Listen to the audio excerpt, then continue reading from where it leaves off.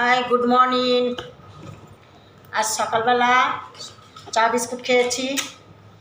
খেয়ে ঠাকুরকে পুজো স্নান করলাম, স্নান করে পুজো দিলাম। এখন টিফিন নিয়ে বসেছি। এই দেখেন কী নিয়েছি দেখেন।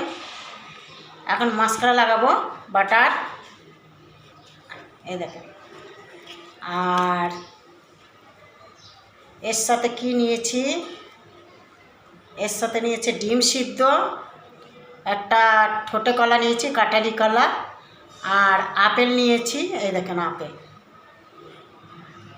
আর এই যে কলা। আর এখানে আছে একটা এমনি বাদাম, একটা কাজু বাদাম আছে, আর একটা এমনি বাদাম, টোস্ট আর কি বাদাম।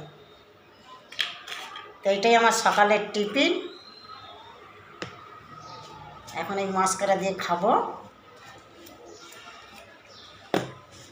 মানে এই কলাটা দিয়ে বাটার লাগিয়ে খেয়েছে।